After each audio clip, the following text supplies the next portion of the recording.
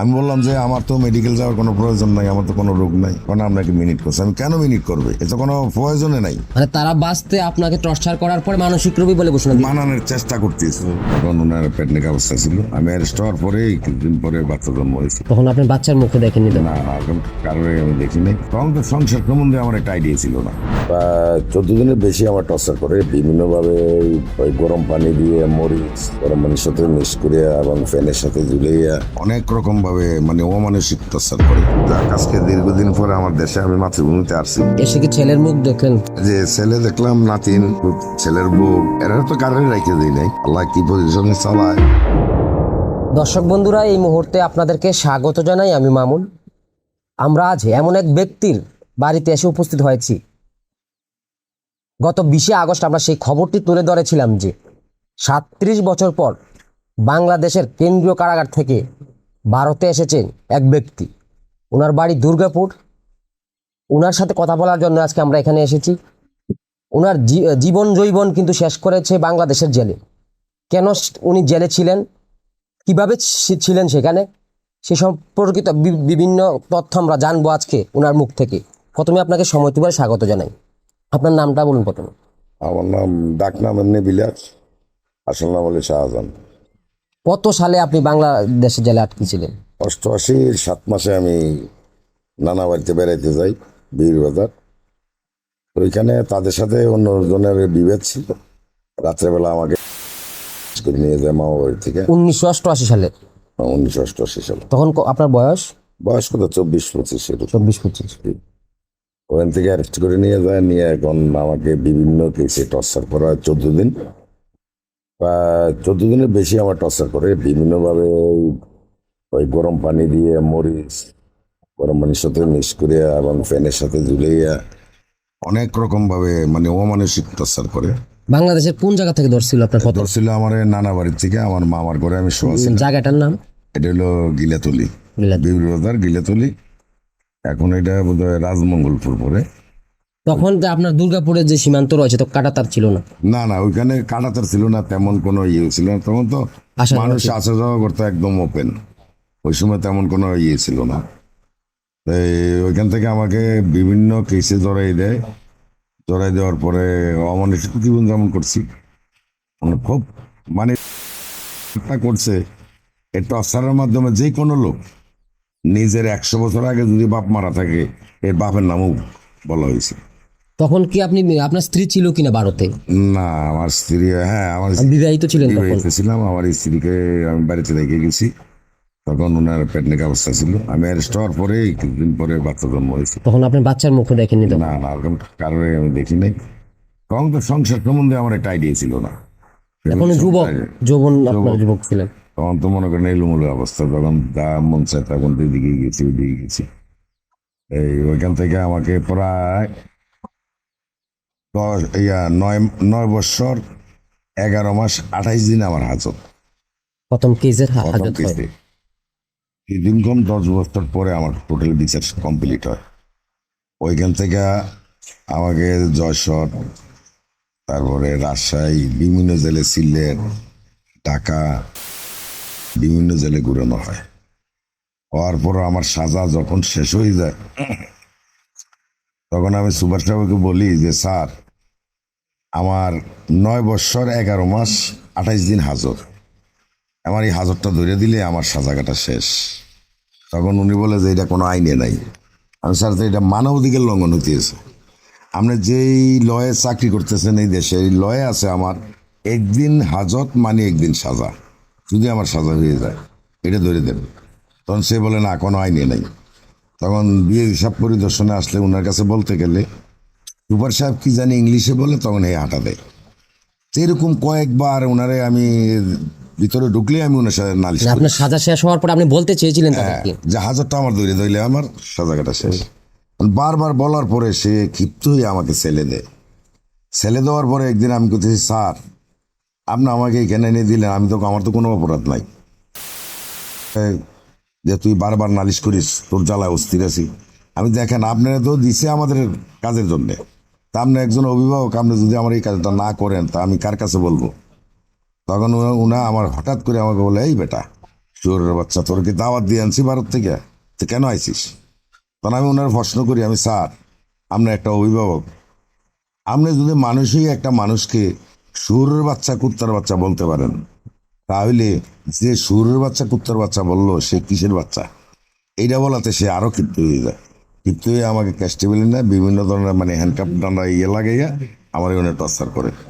Torture করার পর ওইখান থেকে একটা ভিডিও ভাইরাল হয়। ভিডিও ভাইরাল হওয়ার পরে উনি দিস বিষ না পাইয়া এই কাটাবিল এই বালুরদম বলে ওইখানে একটা সাংবাদিক আছে, সাংবাদিককে 50,000 টাকা দিয়া সে কিছু বাবা দিয়া এটাকে ভাইরাল করে যে তার কাছে বাবা পাইছে। ঠিক আছে, বাবা আমাকে আরো ফাঁসানো হয়। আবার আরেকটা বাইরে মানে সে বাঁচার জন্য আমাকে টর্চার জেলে করালো। জেলের ভিতরে আপনাকে টর্চার করেছে, তারপর আবার আপনাকে বিভিন্ন নেশা সামগ্রী দিয়ে ফাঁসিয়ে দিয়েছে। যখন সে আমার টর্চার করার পরে এটা ভিডিওটা ভাইরাল হয়, তখন তো সে বেজাল বেরিয়ে গেছে যে এটা কয়দিকে কিভাবে কিভাবে সামাল মারতে দিবে। পারে। তখন সে করছে কি যে তাকে টর্চার করছে এই জিনিস পাওয়া গেছে। ঠিক আছে, আমাকে সে টর্চার করার কোনো অধিকার নাই, সে আমার নামে কোর্টে কেস করতো। তো এই ভিতরে জিনিসগুলো কিভাবে পায়, এটা তো একটা প্রশ্ন। এটাই তো জেলের ভিতরে ভিতরে কিভাবে গেল, কে নিয়ে দিল? কেন আমার যে সাজা হয়েছে, সাজাওয়ার পর তো আমি আর বাইরে আসতে পারি নাই। আমার সাথে কোনো বাইরের কোনো লোক এমনি দেখার যে ওখানে পুলিশ আছে ডিউটি, ওখানে কোনো একটা বালু কোনা দেওয়ার মতো কোনো সুযোগ নাই। আপনাকে একটু আটকায়। দর্শক বন্ধুরা, উনি যেমনটা বলছেন যে ওইখানে জেল ছিলেন, উনার সাজা সমাপ্ত হয়েছে, সমাপ্ত পরেও কিন্তু ওনাকে বাড়িতে আসতে দেওয়া হয়নি। উল্টো যখন উনি বারবার বলছে যে ওনাকে বাড়িতে আসার জন্য, তখন ওইখানকার দায়িত্বপ্রাপ্তরা কিন্তু ওনাকে প্রচণ্ড নির্যাতন করেছে, মারধর করেছে, মানব অধিকার লঙ্ঘন কিন্তু করেছে ওইখানকার যারা নেতৃত্ব, যারা প্রশাসন। তারপর উনি যখন প্রতিবাদ করেছেন, তখন ওনাকে মারধর করার পরে একটি ভিডিও জেল থেকে ভাইরাল হয়, উনি যেমনটা দাবি করছেন। তারপরে ওনাকে আবারও ফাঁসানো হয় যে উনি জেলের ভিতরে নাকি অবৈধ নেশা সামগ্রী বিক্রি করছেন। এখন প্রশ্ন হচ্ছে, উনি যদি জেলের মধ্যেই অবৈধ বিক্রি করতো, তাহলে জেল প্রশাসন কোথায় ছিল, কিভাবে বা এই সামগ্রীগুলো জেলও ছিল? তাহলে বোঝা যায় উনাকে চক্রান্ত করে আবারও ফাঁসানোর চেষ্টা করছিল। তখন আপনাকে কোর্টে নেওয়ার পর কি হয়েছিল? উনি বাঁচার জন্য কিন্তু এগুলো আমারে ফাটাইছে যে আমি মারছি এই জন্য। ঠিক আছে, এখন এখান থেকে সে আমারে যখন এটা তদন্ত আসলো, তখন উনার একটা তদন্ত প্রথমে আসলো, তারা বললো যে দেখো বাবা, যা আবার হয়ে গেছে, একজন অফিসার যদি একটা চালাইতে হয় তাহলে একটু ভুল ত্রুটি হয়। আমি এটা কোনো ভুল না, যে একজন লোক তিনি জায়গায় দাঁড়াইয়া আমাকে টর্চার করার হুকুম দিছেন, হ্যান্ডকাপ বিয়ে লাগাইয়া। তখন এটা আপনি তো ভুল আসামি না। না? তখন তো আমি আরপি, আমার 10 বছর হাজত সাজা ধরে দিলে আমার সাজা শেষ। তারপরে করলো কি, ভাইরাল টাইরাল হয়ে গেল, ওইখান থেকে তদন্ত আসলো। তদন্তটা আমার যেভাবে আমি লিখছি বলছি সেইটাকে ওনারা পরিবর্তন করে নর্মালভাবে আমার এটা না করে তাদের মনোমতন দিছে। তখন আবার আসলো এই ঢাকা থেকে সেন্ট্রাল ডিএস হিসাবে আসলো, আইসা ওনারা আমার এই সব কিছু বৃত্তান্ত নেওয়ার পরে ওনার নামে একটা রিপোর্ট হলো। রিপোর্ট হওয়ার পর সে আমারে ওইখান থেকে কুমিল্লা জেল থেকে পাঠাই দেন এই কেরানীগঞ্জ। আমি নাকি মানসিক রুগী। আমাকে যখনই একবার পাঠাইছে কুচাইতলি, আমি বললাম যে আমার তো মেডিকেল যাওয়ার কোনো প্রয়োজন নাই, আমার তো কোনো রোগ নাই। কেন আপনাকে মিনিট করছে? আমি কেন মিনিট করবে, এ তো কোনো প্রয়োজনে নাই। মানে তারা বাঁচতে আপনাকে টর্চার করার পরে মানসিক রোগী বলে ঘোষণা দিল। মানানোর চেষ্টা করতেছি। তখন নিল কুচাইতলি, তখন ডাক্তারে বললো আপনার কি সমস্যা? আমি না স্যার আমার তো কোনো সমস্যা নেই, আপনার শারীরিক কোনো সমস্যা না, আপনার এমনি কোনো মানসিক সমস্যা। আমি আপনি দেখেন, আপনার সাথে আমি কথা বলতেছি, আমার মানসিক সমস্যা হইলে তো আপনি বুঝবেন। দিল জেল থেকে আবার হঠাৎ করে একদিন সন্ধ্যার সময় আমার হাইএক্স একটা ভাড়া করে 12,000 টাকা ভাড়া করে নিরিবিলি আমাকে পাঠিয়ে দিল এই কেরানীগঞ্জ। তখন আবার আমার শালিরে আমি বলে গেছি যে এরা চক্রান্ত করতেছে, আমার পাগল বানাইয়া হয়তো মানসিকভাবে হয়তো মাইরে বলানোর চেষ্টা করতেছে, তুমি এটা ফেসবুকে দিয়ে দিবে।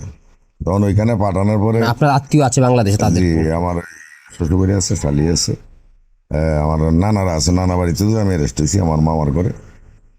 তো ওইখানে আমার 7 দিন পর হয়তো ডাক্তার সাহেবও বলছে ঠিক আছে সমস্যা নেই, আপনি যান। ওনারও তখন ক্ষমতা নেই, ওনারও সাক্ষী দিছে ওর বিরুদ্ধে, এই সুপার সাহেবের বিরুদ্ধে। তো ওইখান থেকে আমার আবার আনলো কুমিল্লা জেলখানায়। কুমিল্লা জেলখানা আনার পরে তারা এই বিভিন্ন ধরনের এদিকে কাগজ ফটায়, ওদিকে কাগজ ফটায়। আমি বললাম যে দেখেন, আমি যদি ইন্ডিয়ান না হই তাহলে আমার ইন্ডিয়ান এই নাগরিকত্বটা আসলো কোত্থেকে, এই কাগজগুলি আসলো কোত্থেকে? যে কাগজটা আমার এই কাগজটা পাঠাবে ওনারা এই বিডিআর ক্যাম্পে, বিডিআর পাঠাবে বিএসএফ ক্যাম্পে। ওইখানে না পাঠাই আইজি সাহেবের চক্রান্তে এটাকে পাঠাই দিল কুমিল্লা ক্যান্টনমেন্ট। ওইখান থেকে পাঠাই দিল হেডকোয়ার্টার পাঠাই দেওয়ার পরে আর কোনো খবর নাই। তখন ওইখান থেকে আবার রিটার্ন কাগজটা কই গেছে খুঁজে পাইতেছি না। তখন আমাদের এইখানের যে একজন ইয়ে আছে কিতা, ওনার নাম তো আমার খেয়াল নাই, উনার চেষ্টায় মানে উনাকে আমার অবদান দেওয়ার মতন বা উনার ঋণ শোধ করার মতন আমার কোনো ইয়ে নাই। তো এখন আসলেন, উনি তো এখন তার উনার লেখালেখিতে সর্বশেষে উনি আপনাকে পেয়েছেন, হ্যাঁ। তার আগেও আপনি কি বারবার চেষ্টা করেছেন? বহুত চেষ্টা করছি, কিন্তু তারা আমার কথা পাত্তা দেয় না। এমনকি অনেক মানবাধিকার সংস্থার লোকও গেছে, যে দেখতেছি বলতেই শেষ। এইভাবে করে আপনাকে 37 বছর কাটিয়ে এই 37 বছর আমার এইভাবে চলছে। তারপরে একজন জেলার আসলো, জেলারের কাছে বললাম, কেসে বাবা আপনি একটু ধৈর্য ধরেন, আমি সর্বোচ্চটা দেখতেছি। এইভাবে ভারতের কোনো মানুষ আরো কি ওইখানে রয়েছে? আপনি কি ভারতীয়? হ্যাঁ, ভারতীয় অনেক লোক আছে, এবং খাটো হয়ে গেছে। একজন আছে ইসুফ, মতিনগর বাড়ি, এও খুব ইয়েতে আছে, এখন জেল খাটা হয়ে গেছে। এখানে তো প্রসেসিং করার মতো কোনো লোক নাই। তার বাড়ির লোকও খুব দুর্বল, ওরা স্ত্রী আছে, একটা ছেলে আছে। তারা কি আপনাকে ইন্ডিয়ান ভারতীয় বলে এত টর্চার করেছে, না কোন তার বাংলাদেশের কয়েদি? না না, তারা ভারতীয়টারে অন্যরকমে দেখে। ভারতীয় বলে আমার হয়তো বেশি আমার উপরে নির্যাতন হয়েছে। মনে করেন বিভিন্ন জেলা আমার যশোর পাঠাই দিয়েছে, ওইখানে আমার চোখ বেঁধে টর্চার করছে। কি ধরনের টর্চার করেছে? তারা বলছে নাকি আমি জেল বিদ্রোহী অংশগ্রহণকারী। তো জেল বিদ্রোহী হয়েছে 91, আমাকে পাঠাইছে 93। আমি তো ওইখানে কোনো অপরাধ করি নাই। মানে একের পর এক অভিযোগ আপনার সাথে লাগে। বলছে এবং বলছে যে তুই ইন্ডিয়া থেকে আসছিস, এতগুলি ঘটনা করছিস। আমি তো ঘটনার সাথে আমি কিছুই করি নাই, ঘটনা আপনারাই করে দিতেছ। তো আসলি কেন? বাংলাদেশ থেকে শুষে গেছিস তোরা, 71 শুষে গেছিস। আমি 71 তো বাংলাদেশ ছিল না, ছিল পাকিস্তান। তোমরা 3 থেকে 4 কোটি লোক আমাদের দেশে উঠছো, তোমাদের জন্য আমরা শাক পাতা খেয়েছি। আজকে তোমরা সেই অবদান দিতেছ। আজকে বাংলাদেশ হয়েছে পাকিস্তান থেকে আমরা যদি স্বাধীন করে না দিতাম, তাহলে তোমরা আজকে বাংলার মুখ দেখতে পারতাম না। আজকে এসপি, ডিসি, জজ, ব্যারিস্টার, এমপি, মিনিস্টার, প্রেসিডেন্ট, তা তোমাদের সাধ্য ছিল না। তোমাদেরকে ওই সময় ফিউনও রাখতো না, একটা দারোয়ানও রাখতো না। যখন একটা বাংলাদেশি লোক টিকিট কেটে একটা সিটে উঠতো, তখন পাকিস্তানিরা বলতো বেঞ্চ নিচে বেটো, লাথি দিয়ে নামাই দিত। অথচ হ্যাঁ টিকিট নাই, হ্যাঁ সিটে বয়ে যেত। এখন তারা ভারতের নাম শুনলে তারা মানে এখন অন্যরকম চোখে মানে দেখে। ভারতের যে উপকার করে তার দুর্নামটাই বেশি গায়, তে হয়ে যায় শত্রু। হ্যাঁ, যাক, দেশের ভিতরে আসছি যে উনি যারা ট্রাস্টের যে একজন। আমি একটু বলি দর্শক বন্ধুরা, গত কয়েক মাস আগে কিন্তু আমরা সময় ত্রিপুরায় খবর তুলে ধরেছিলাম যে আমাদের ওনার ছেলে আমাদেরকে খবর দেয় যে উনি দীর্ঘ 37 বছর এখানে আটকে আছে। তারপর আমরা সময় ত্রিপুরা খবর প্রকাশের পর সে আগরতলার যারা ফাউন্ডেশন এবং ওনার এটার সংস্থার চেয়ারম্যান কিন্তু মোশাহিদ আলী, উনি আমাদের সাথে যোগাযোগ করে, তারপরে কি ওনাকে কিন্তু আনার ব্যবস্থা করে। ওনার মারফতে কিন্তু গত 20 আগস্ট আপনি মানে উনি সীমন্তপুর চেকপোস্ট দিয়ে কিন্তু বিএসএফ এবং বিডিআর এর যৌথ সহযোগিতা কিন্তু উনি বাড়িতে এসেছেন। বাড়িতে আসার পর কেমন অবস্থা কাটছে এখন? ইনশাল্লাহ মাতৃভূমিতে আসার পরে যে কিরকম হয় এটা বলার মতো না। যাও, উনি যে মোর্শেদ সাহেব আমার জন্য ঢাকা, আগরতলা, দিল্লি, আজকে উনি না হইলে আমি আসতে পারতাম না। আল্লাহর রহমত, উনি আমাকে সাহায্য করেছেন। উনাকে কি দিয়েছে ধন্যবাদ দেবো এটা আমার বাসায় নাই। যাক, আজকে দীর্ঘদিন পরে আমার দেশে আমি মাতৃভূমিতে আসছি। এসে কি ছেলের মুখ দেখলেন? যে ছেলে দেখলাম, নাতিন, ছেলের বউ, এরা তো কারণে রেখে দিই নাই।